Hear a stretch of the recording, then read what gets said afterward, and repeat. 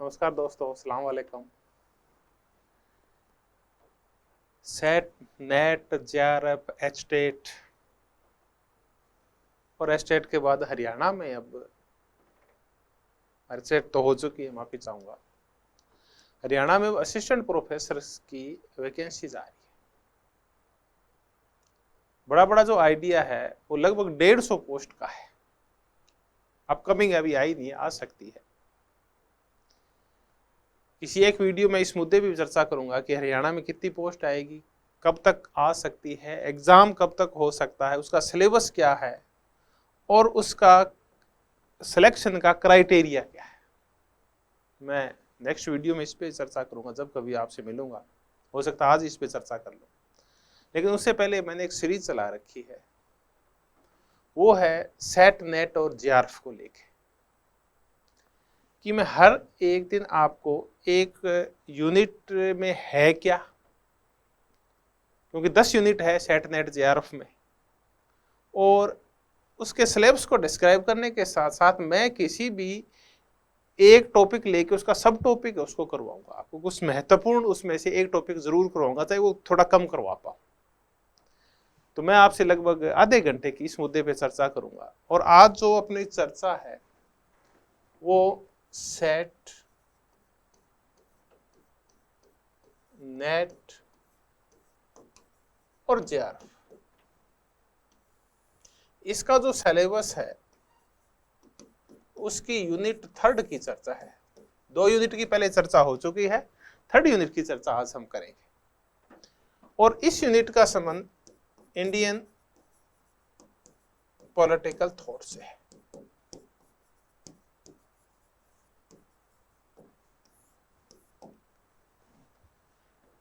इस यूनिट में 20 भारतीय राजनीतिक विचारकों के नाम लिखे हुए हैं,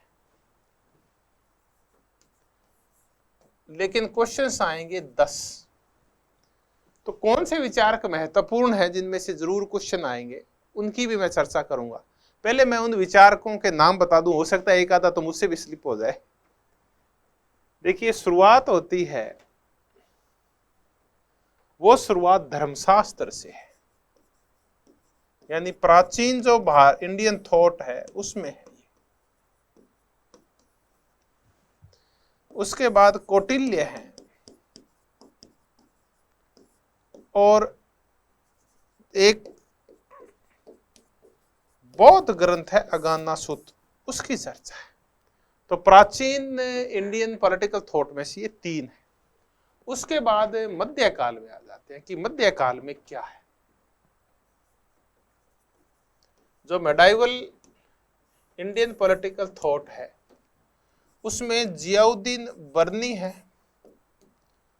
और कबीर है। और उसके बाद मॉडर्न पॉलिटिकल थॉट है, आधुनिक चिंतक है। इनको आप चाहे किसी भी प्रकार से इनका बंटवारा कर सकते हैं।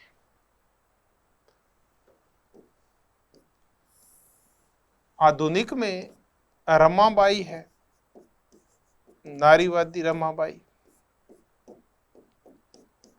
इनके विरोधी बाल गंगाधर तिलक हैं, जो प्रतिक्रियावादी हैं, थोड़े रूढ़िवादी हैं। आध्यात्मिक राष्ट्रवादी विवेकानंद है और विवेकानंद से प्रभावित अरविंदो है।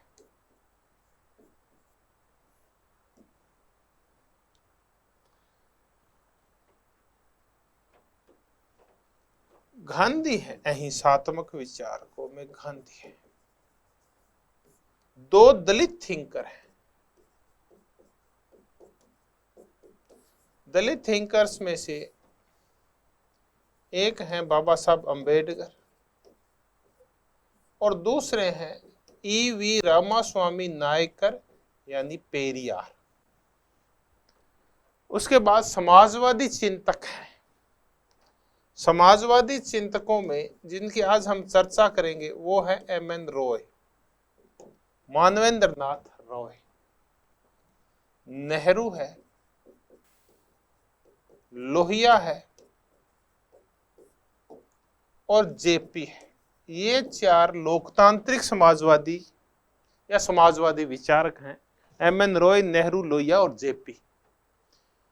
3 धार्मिक राष्ट्रवादी हैं। मॉडर्न युग के 3 धार्मिक राष्ट्रवादी हैं।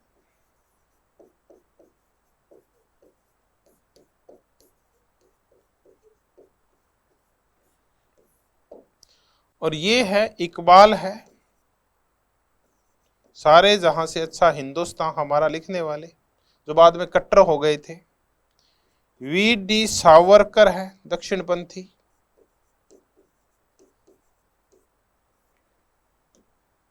आरएसएस और जनसंघ से जुड़े हुए दीनदयाल उपाध्याय। तो ये उपाध्याय जी हैं, दीनदयाल जी उपाध्याय। ऐसे करके, और ये लगभग 20 विचारक हैं। अब हम कहें कि इनमें से हम कौन से करें, तो देखिए किसी में से कोई भी कुछ पूछा जा सकता है, लेकिन जिन पे जरूर क्वेश्चन आते हैं उनमें से कौटिल्य के ऊपर जरूर आता है। नंबर 1 कौटिल्य। इनमें से सावरकर के ऊपर ज्यादा चांस बनते हैं। वी.डी. सावरकर जी के ऊपर ज्यादा चांस है।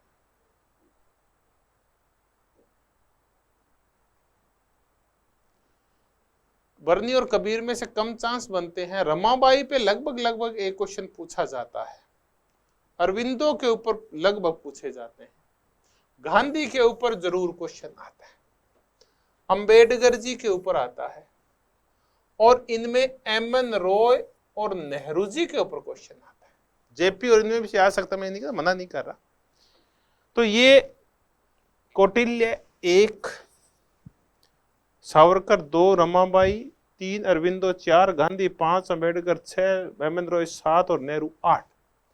इनके ऊपर तो लगभग जरूर क्वेश्चन आते हैं, क्योंकि 20 हैं टोटल, 10 क्वेश्चन आने, इनमें से जरूर आएंगे। लोहिया जेपी में से 1 पे आ जाता है।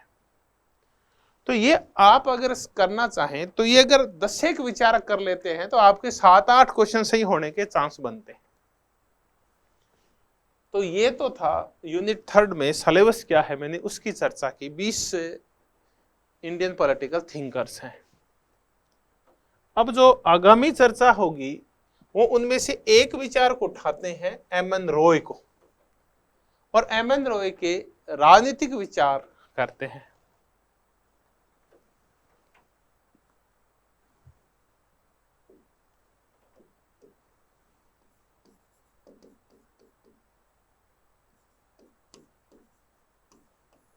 एम.एन. रॉय या मानवेंद्र नाथ रॉय, बंगाली थे, 24 परगना के। मूल नाम था नरेंद्र नाथ भट्टाचार्य। शुरुआत में क्रांतिकारी राष्ट्रवादी थे, बंगाली अस्मिता और बंगाली राष्ट्रवाद से प्रभावित थे, अनुशीलन समिति से भी जुड़े रहे। बाद में देश छोड़कर चले गए, अमेरिका रहे, मेक्सिको रहे, और मेक्सिको में मैक्सिकन सोशलिस्ट पार्टी की स्थापना की। उसके बाद लेनिन के संपर्क में आए और रेडिकल कम्युनिस्ट हो गए या शास्त्रीय साम्यवादी हो गए, मार्क्स के शिष्य बन गए। बाद में कांग्रेस, भारत में कम्युनिस्ट पार्टी की स्थापना में भी योगदान दिया, लेकिन बाद में कांग्रेस में शामिल हो गए। फिर बाद में कांग्रेस से असंतुष्ट हो गए, उसको भी छोड़ दिया, और 1944 में खुद की पार्टी बना ली, रेडिकल डेमोक्रेटिक पार्टी। तो ताज की वैचारिक भटकाव के शिकार रहे, लेकिन बहुत बड़े बौद्धिक व्यक्ति थे। तो ऐसे ही महान बौद्धिक व्यक्ति की आज हम चर्चा करेंगे, व्यक्तित्व की चर्चा करेंगे, इस पर्सनैलिटी की चर्चा करेंगे, इस भारतीय राजनीति विचारक की चर्चा करेंगे, एम.एन. रॉय की। और मैं रॉय की चर्चा जो करूंगा उसमें मैं तब की चर्चा करूंगा जब ये नव मानवतावाद की ओर जा रहे हैं, न्यू ह्यूमनिज्म की ओर जा रहे हैं, और क्लासिकल मार्क्सिज्म से, परंपरागत साम्यवाद से, परंपरागत मार्क्सवाद से इनका मोह भंग हो रहा है। मैं तब की चर्चा करूंगा। लेनिन और स्टालिन के साथ इनके संबंधों की चर्चा करूंगा, और एक जैकोबियन क्लब की ओर चर्चा करूंगा। तो आज जो मैं शुरुआत करूंगा एम.एन. रॉय की, वो मार्क्स का जो विरोध है, मार्क्सवाद का विरोध। थोड़ी सी चर्चा तो मैं इस पे करूंगा। ऐसे क्वेश्चंस आते हैं कि एम.एन. रॉय का मार्क्सवाद को लेके विरोध क्या था। देखिए, शुरुआत में तो कट्टर समर्थक थे और क्लासिकल मार्क्सिज्म को माना करते थे, मार्क्सवाद को हूबहू स्वीकार किया करते थे, लेकिन बाद में मार्क्सवाद का विरोध शुरू कर दिया। मैं 3 मुद्दों को लेकर चर्चा करूंगा कि कैसे ये मार्क्सवाद का इन्होंने विरोध किया, या कौन सा परिवर्तन चाहते थे कि मार्क्सवाद में अगर ये 3 परिवर्तन हो जाए तो और ज्यादा अच्छा है। पहला था द्वंद्वात्मक भौतिकवाद। ये इसके आलोचक थे, बन गए बाद में, शुरुआत में तो नहीं थे। दूसरा था आर्थिक नियतिवाद, इकोनॉमिक डिटर्मिनेशन। ये विचार हैं कार्ल मार्क्स के।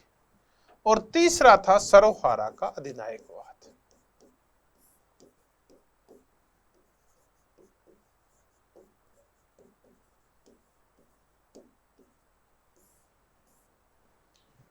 द्वंद्वात्मक भौतिकवाद। पहले तो हम द्वंद्वात्मक डायलेक्टिक मेथड्स क्या है इसकी चर्चा करते हैं। हेगल ये कहते हैं, जो प्रवृत्ति विचारक हैं जर्मन, क्योंकि कार्ल मार्क्स भी जर्मन है, हेगल ये कहते हैं कि इस संसार में जो सारे परिवर्तन हो रहे हैं, या हेगल कह लीजिए, वो सारे परिवर्तन आपसी द्वंद्व की वजह से हो रहे हैं। और द्वंद्व है किसके मध्य? विचारों में द्वंद्व है, विचारात्मक द्वंद्व है। द्वंद्व आइडियाज में आते हैं। हमारे मन में पहले एक आइडिया आता है, हमारी आत्मा में एक विचार आता है, फिर उस विचार वो थोड़े समय रहता है, फिर उसके बजाय एक नया विचार आता है, पहला विचार उसके साथ द्वंद्व करता है, फिर इन दोनों विचारों में झगड़ा होता है और फिर आगे बढ़ता है। तो इस इतिहास का जो चक्र चला है, इस संसार में जो भी परिवर्तन हो रहे हैं, संसार में आपको जो कुछ नवीनपन दिखाई दे रहा है, सभ्यता में जो भी आपको क्रमागत विकास दिखाई दे रहा है, तो इस पूरे इतिहास चक्र के मूल में ये विचार है। तो हेगल बोला कि इन विचारों में आपसी द्वंद्व के माध्यम से इतिहास गति करता है। पहले आदि व्यवस्था थी, मनुष्य वहां से संतुष्ट नहीं हुआ, एक नया विचार आया तो वो नदियों के किनारे रहने लगा। फिर भारत और चीन जैसी सभ्यताओं का उदय हुआ, फिर वो भी चली गई, तो फिर ग्रीक काल आया, एथेंस और नगर राज्य आए, वहां से भी असंतुष्टि हुई तो रोमन गणराज्य बना। फिर एक नवीन विचार आया कि चलिए ईश्वरीय राज्य की स्थापना करते, तो मध्य काल आया, और उसके बाद राष्ट्र राज्य का विचार आया। तो ये संसार ने जो परिवर्तन किया है आदिम काल से लेके और राष्ट्र राज्य तक का, आधुनिक राज्य तक का, तो ये क्यों किया? क्योंकि मनुष्य के नए नए जो विचार आते रहते हैं वो ही इतिहास को गति देते हैं। कार्ल मार्क्स ने कहा नहीं, ऐसा नहीं है। इस संसार में जो भी गतियां हो रही है वो भौतिक पदार्थों को लेके आपसी द्वंद्व होता है। द्वंद्व होता है आर्थिक तत्वों को लेके। पहले आदिम युग था, उसमें कोई झगड़ा नहीं था, कोई वस्तुओं को लेके झगड़ा नहीं था, जमीन को लेके झगड़ा नहीं था, पूंजी को लेके झगड़ा नहीं था। फिर झगड़ा शुरू हुआ विभिन्न आर्थिक तत्वों को लेके, भौतिक तत्वों को लेके, जमीन को या पूंजी को लेके, और फिर एक वर्ग पैदा हुआ, एक मालिक हो गए और एक उनके दास हो गए। मालिक गरीब था, अमीर था, उसके पास सब कुछ था, उसके पास भौतिक संसाधन थे, उसके पास उत्पादन के सारे साधन उसके थे। गरीब उनके लिए काम किया करता था, दास उनके लिए काम किया करता था। फिर उनमें झगड़ा हुआ, फिर इतिहास आगे बढ़ा। झगड़े का मूल कारण क्या है? भौतिक तत्व है। फिर किसान आए और सामंत आए। सामंतों के पास थी सारी जमीन, किसान उनके गुलाम थे, यानी उनके लिए काम किया करते थे। फिर पूंजीपति आए, उन्होंने उत्पादन के साधनों पर कब्जा कर लिया, और पसीना जो बहाया करते थे वो मजदूर बहाया करते थे। तो पहले दास पसीना बहाता था, मालिक मजे करता था। फिर किसान पसीना बहाता था, सामंत मजे करता था, क्योंकि उस पास उत्पादन के साधनों का स्वामित्व था। फिर मजदूर पसीना बहाता था और बुर्जुआ मजे करता था।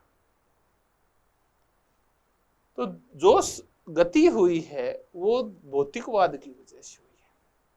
अब एम.एन. रॉय को ये पसंद नहीं है द्वंद्वात्मक भौतिकवाद। वो कहते हैं कि द्वंद्व है वो भौतिक पदार्थों में समझ में नहीं आता कि कैसे भौतिक पदार्थ आपस में संघर्ष करते हैं, कैसे वर्ग भेद पैदा होता है। वो कहते हैं कि वास्तव में जो द्वंद्वात्मक पद्धति है वो विचार क्षेत्र में लागू हो सकती है, भौतिक क्षेत्रों में तो लागू नहीं हो सकती, आर्थिक क्षेत्रों में तो लागू ही नहीं हो सकती। तो एक तो वो हेगल का समर्थन करते हैं, दूसरा वो ये कहते हैं कि फायरबाख, जो कि एक जर्मन विचारक हैं, इन्होंने मानवतावादी भौतिकवाद दिया, मानवतावादी। लेकिन कार्ल मार्क्स ने क्या किया, उसमें से मानव को निकाल दिया और भौतिक तत्वों को महत्वपूर्ण बना दिया। यानी मानव भौतिक तत्वों का दास है, जो परिवर्तन करते हैं वो भौतिक तत्वों के मालिकता से परिवर्तन होता है।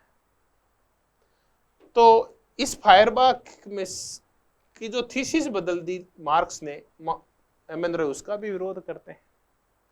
ये वापस मानवतावाद लाना चाहते हैं एमन रॉय जो है। तो ये फायरबाख का समर्थन करते हैं, हेगल का समर्थन करते हैं, लेकिन मार्क्स का विरोध करते हैं नव मानवतावादी एमन रॉय।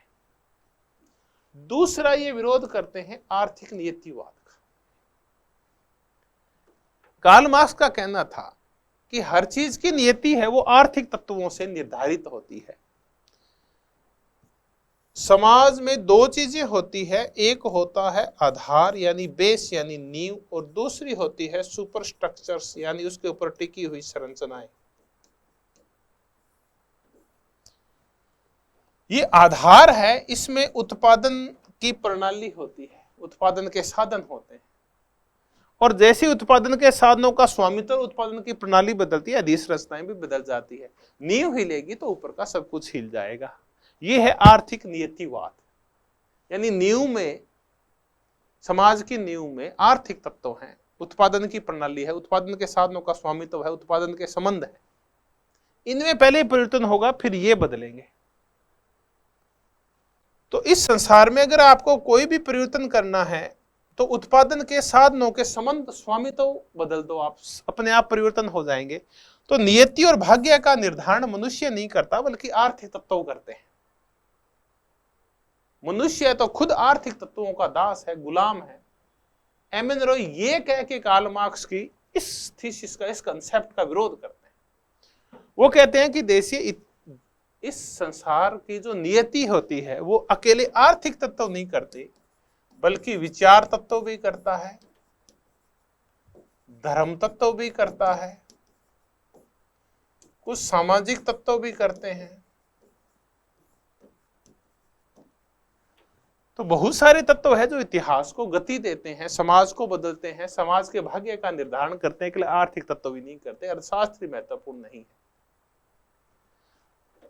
तो इस प्रकार एमन रॉय हैं वो नव मार्क्सवाद के समर्थक प्रतीक होते हैं।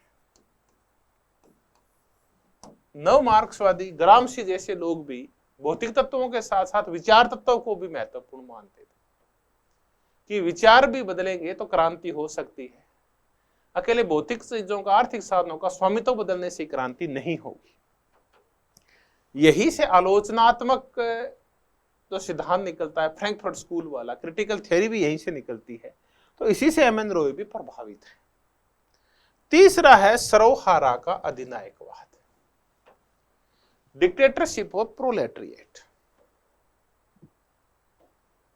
कार्ल मार्क्स ने यह कहा कि जब सरोहारा क्रांति हो जाएगी, मजदूरों की क्रांति हो जाएगी, इस क्रांति के बाद होगा क्या कि सरोहारा की क्रांति के बाद सरोहारा जीतेगा। ये तो स्वाभाविक है, चाहे वो संख्या बल हो, चाहे वो परिस्थितियां हो, चाहे पूंजीवाद के खुद के अंदर पाए जाने वाले कॉन्ट्राडिक्शंस हो, कि कोई भी कारण हो सकता है, जीतेगा सरोहारा। इस क्रांति में पूंजीपतियों का नाश किया जाएगा। लेकिन सरोहारा की इस क्रांति से लेकर जब तक साम्यवाद नहीं आएगा तो बीच में कौन सा काल आएगा, कौन राज करेगा? क्योंकि अभी उत्पादन इतना ज्यादा नहीं होने लगा है कि प्रत्येक व्यक्ति की आवश्यकताओं को पूर्ति की जाए।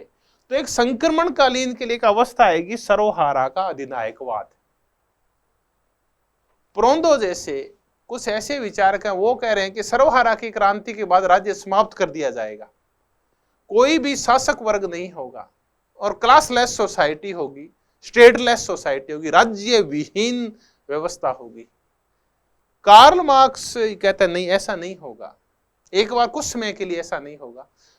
खुद वो अपनी जो एक पुस्तक है उनकी गोथा प्रोग्राम, जो उनकी अंतिम पुस्तक है, उस पुस्तक में वो ये कहते हैं कि एक बार सर्वहारा की क्रांति के बाद सर्वहारा का अधिनायकवाद आएगा, ये एक संक्रमणकालीन अवस्था होगी, ये खत्म होगी, तब उसके बाद साम्यवाद आएगा।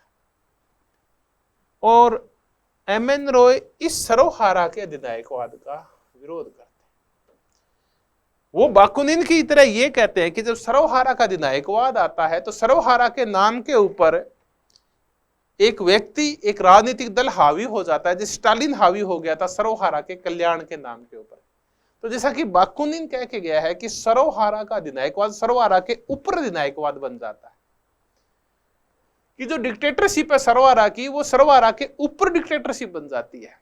सर्वहारा के अधिनायक के नाम के बाद सर्वहारा के कल्याण के नाम के ऊपर एक व्यक्ति खुद मजदूरों के ऊपर कब्जा कर लेता है, जैसे कि स्टालिन ने रशिया के ऊपर कब्जा कर लिया, यूएसएसआर पे कब्जा कर लिया, ये कह के कि मैं जानता हूं कि मजदूरों का कल्याण कैसे होगा, वो खुद ये डिसाइड नहीं करेंगे। तो ये सर्वहारा के अधिनायकवाद का भी विरोध करते हैं एम.एन. रॉय। तो ये तो हमने मार्क्सवाद का विरोध देखा कि एम.एन. रॉय ने मार्क्सवाद का क्या विरोध किया। अब मैं एक चर्चा और करता हूं कि इनके लेनिन और स्टालिन, ये तो मार्क्स थे, अब लेनिन और स्टालिन के साथ थे, इनका क्या विरोध था। देखिए, लेनिन के बहुत अच्छे संबंध थे एम.एन. रॉय के और लेनिन के, और लेनिन ने बहुत तवज्जो दी थी विशेष करके ये जो एशियाई मामले थे इनमें एम.एन. रॉय के विचारों। लेकिन लेनिन की और एम.एन. रॉय की कॉलोनियलिज्म के मामले पे एंटीथीसिस थी। लेनिन का ये कहना था, हम दो विचारक ले लेते हैं, पहले लेनिन की चर्चा करते हैं कि इनका उपनिवेशवाद के बारे में क्या कहना है, गुलाम देशों के बारे में क्या कहना है, गुलाम भारत के बारे में क्या कहना है, ये कर लेंगे, और राय का क्या कहना है। लेनिन कह रहे हैं कि जो साम्यवादी पार्टियां हैं, सोशलिस्ट पार्टियां हैं या कम्युनिस्ट पार्टियां हैं, जैसे भारत में कम्युनिस्ट पार्टी है, उसको राष्ट्रीय बुर्जुआ का, यानी जो देशी पूंजीपति हैं, हमारे देश के पूंजीपति जो टाटा है, बिरला है, और जो उनके समर्थक नेता हैं, उनका समर्थन करना चाहिए, ताकि एक बार औपनिवेशिक शक्तियों को यहां से भगाया जा सके। लेनिन ये कह रहे हैं कि कम्युनिस्टों को गांधी का, कांग्रेस का और राष्ट्रीय बुर्जुआ का, राष्ट्रीय पूंजीपतियों का समर्थन करना चाहिए ताकि अंग्रेज भारत से भाग जाएं। लेनिन ये कह रहे हैं। एम.एन. रॉय एंटीथीसिस दे रहे हैं कॉलोनियलिज्म के ऊपर, उपनिवेशवाद के ऊपर, औपनिवेशीकरण के ऊपर। ये कह रहे हैं कि लेनिन महोदय, ऐसी बात नहीं है, भारत जैसे देश में एशियाई देशों के अंदर खुद सर्वहारा का यानी मजदूरों के संगठन खड़े हो गए हैं, और वो यहाँ की जो बुर्जुआ पार्टियां हैं, चाहे कांग्रेस है, चाहे और पार्टियां हैं जो अमीरों की समर्थक हैं, उन पार्टियों से स्वतंत्र अस्तित्व रखते हैं और खुद गुलामी से मुक्त करवा देंगे भारत को। तो कम्युनिस्ट पार्टियों को कांग्रेस से सहयोग करने की कोई आवश्यकता नहीं है, ये कह रहे हैं रॉय, कि कम्युनिस्ट पार्टियां खुद संघर्ष करेगी, कांग्रेस और गांधी से सहयोग नहीं करेगी। लेनिन कह रहे हैं कि उनको सहयोग करना चाहिए। ठीक है, लेकिन चलिए किसकी? लेनिन की। ये कॉमिंटर्न, कम्युनिस्ट इंटरनेशनल जब हुआ करती थी हर साल, उसमें आपसी बहस होती थी, कॉलोनियल मुद्दों के ऊपर बहस हुई, तो उसमें ये था। फिर स्टालिन आ गया। स्टालिन के साथ ठीक थे एम.एन. रॉय के संबंध, लेकिन 28 तक आते आते फिर एक मुद्दा हुआ। इस बार यहां रॉय है और यहां स्टालिन है। कॉलोनियलिज्म के मुद्दे के ऊपर, उपनिवेशवाद के मुद्दे के ऊपर, गुलामी के मुद्दे के ऊपर एम.एन. रॉय ने क्या कहा, अब यूटर्न ले लिया। यूटर्न लेके और ये बोले कि क्योंकि अब तो लेनिन की तो डेथ हो गई है और यूएसएसआर का जो मुखिया है वो स्टालिन बन गया है, रॉय ये कह रहे हैं कि हमें कांग्रेस का सहयोग करना चाहिए। अगर भारत से अंग्रेजों को भगाना है तो कम्युनिस्टों को, साम्यवादियों को, मजदूरों की पार्टियों को कांग्रेस का सहयोग करना चाहिए, राष्ट्रीय बुर्जुआ का सहयोग करना चाहिए, क्योंकि इन देशों के अंदर आज भी औद्योगिकरण नहीं हुआ है, इसलिए मजदूरों की और सर्वहारा की संख्या अत्यंत कम है। इसलिए राष्ट्रीय बुर्जुआ का समर्थन किया जाए और वहां की कांग्रेस का समर्थन किया जाए, जैसे भारत के संदर्भ में। अब एनम कल्टी मार गए। लेनिन तो कुछ और कह रहा था, उस टाइम तो उल्टा बोल रहे थे कि नहीं हम सहयोग नहीं करेंगे, अब कह रहे हमें सहयोग करना चाहिए। स्टालिन बोला नहीं, अब नहीं चलेगा। पिछले 10-15 साल में इन एशियन देशों में, अफ्रीकन देशों में भी जो कम्युनिस्ट हैं वो हावी हो गए हैं। सर्वहारा वर्ग व्यापक हो गया है, उसमें चेतना भी आ गई है। तो अब वहां के राष्ट्रीय बुर्जुआ से और राष्ट्रीय बुर्जुआ पार्टियों से हम कोई संबंध रखेंगे, पूंजीवादी समर्थक पार्टियों से कोई संबंध नहीं रखेंगे। अब हम स्वतंत्र लड़ाई लड़ेंगे। स्टालिन ये कह रहे हैं, रॉय कह रहे हैं नहीं हम तो कांग्रेस का समर्थन करेंगे। स्टालिन कह रहे हैं नहीं करेंगे। इस मुद्दे पे बहस हुई और 1929 तक आते आते स्टालिन ने एमएन रॉय को धक्का दे दिया और बाहर निकाल दिया कॉमिंटर्न से। तो ये था लेनिन और स्टालिन के साथ बहस। लेनिन कह रहा है कांग्रेस का सहयोग करना है, राय कह रहे हैं नहीं करेंगे। फिर जब राय 10-1 साल बाद करेंगे तब स्टालिन कह रहा है सहयोग नहीं करना। तो इसको लेके भी कई बार क्वेश्चन आते हैं, एंटी कॉलोनियल थीसिस और ये सारे झगड़े क्या हैं, इसको लेके मजेदार क्वेश्चन बनते हैं एमएन रॉय के ऊपर। अब ये तो हमने कुछ बिंदुओं के ऊपर चर्चा की। जब हम इसको व्यापक रूप से अध्ययन करेंगे एमएन रॉय का, तब मैं आपको ये बताऊंगा कि ये 20वीं सदी का जैकोबियनवाद क्या है।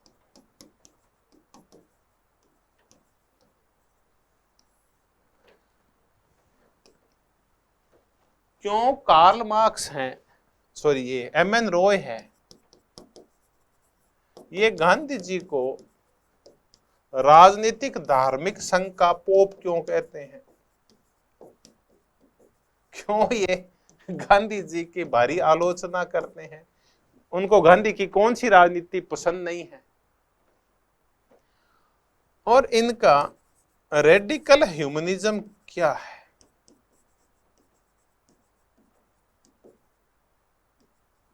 या न्यू ह्यूमनिज्म या नव मानवतावाद या वैज्ञानिक मानवतावाद क्या है? और इनकी रेडिकल डेमोक्रेसी क्या है या ऑर्गेनाइज्ड डेमोक्रेसी क्या है?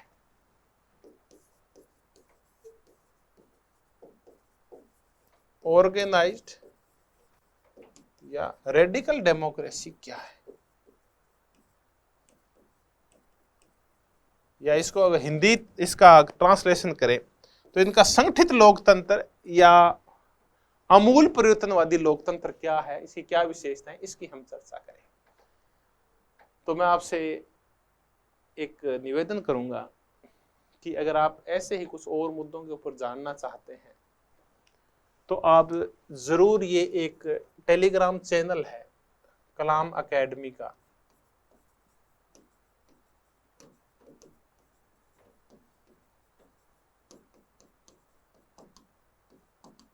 ये इस चैनल का नाम है। आप इसको जरूर ज्वाइन करें, कलाम एकेडमी नेट JRF। न केवल पॉलिटिकल साइंस बल्कि धीरे धीरे अन्य विषयों का भी इसके ऊपर आपसे विचार साझा करना शुरू हो जाएगा। फर्स्ट पेपर की हम चर्चा करेंगे इसके ऊपर, साथ में असिस्टेंट प्रोफेसर के जो चाहे वो हरियाणा के एग्जाम्स हों या फिर राजस्थान के हों या फिर मध्य प्रदेश के हों या फिर यूपी बिहार के कहीं के भी, इनकी हम चर्चा करेंगे। तो ये चैनल आप जरूर सब्सक्राइब करें और न खुद करें बल्कि अपने दोस्तों से कहें कि आप भी कीजिए, इससे हम भी मोटिवेट होंगे। जितने ज़्यादा सब्सक्राइबर होंगे हम भी ये देखते हैं कि हमें कोई सुनने वाला तो है। Thank you very much. कल मैं चर्चा करूंगा, तो मैं यूनिट 4 पे चर्चा करूंगा आपसे। धन्यवाद, बहुत बहुत धन्यवाद।